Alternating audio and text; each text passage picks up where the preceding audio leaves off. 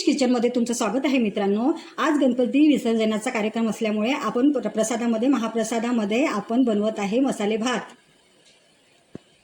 तर सुरुवातीला आपण तेल घालून घेणार आहे। सुरुवातीला आपण मोहरी घालून घेऊया। तर आपण इथे खडे मसाले घेतलेले आहे। तर सुरुवातीला आपण तेजपत्ते घालून घ्यायचे, हे सगळं घालून घ्यायचं। शेंगदाणे घालायचे, कांदा टमाटर घालून घ्यायचे। कांदा टमाटर मिरची टाकलेली आहे मित्रांनो। आता याला फिरवायचं आहे। लसूण जिऱ्याची पेस्ट घालायची आहे।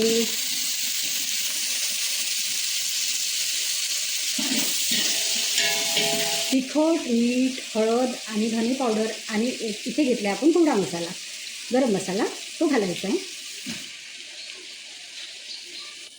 वाटाणे आणि आलू मसाल्यामध्ये घालून द्यायचे आहे। तर याला फिरवून घ्यायचं।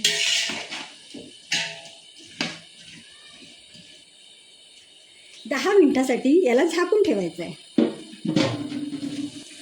तर याच्यामध्ये वाटीभर दही याच्यासाठी घालायचं आहे की भाताला नरमपणा यावं म्हणून, आणि भात एकदम टेस्टी बनणार आहे। 10 मिनिटं झालेले आहे। आपले आलू आणि मटर थोडेसे शिजलेले आहे, घालून घ्यायचे। 2.5 पायलीचा भात आहे, तर 2.5 पायल्या तांदूळ घेतलेले आहे।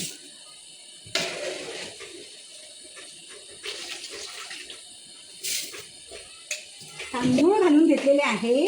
याला मस्तपैकी फिरवून घ्यायचं आहे आणि याला 5 मिनिटासाठी वाफ येऊ द्यायची आहे। तर मसाले भातामध्ये घालायसाठी उकळीचं पाणी करायचं आहे। तर आता आपण उकळीचं पाणी करून घेऊया। तर 5 मिनिटं झालेले आहे। त्याला मस्तपैकी असं फिरवून घ्यायचं आहे। सुरुवातीला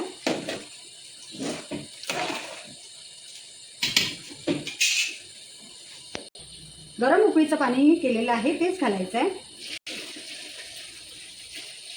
त्यामुळे भाताची चव बिघडणार नाही। त्यानंतर त्याला फिरवायचं।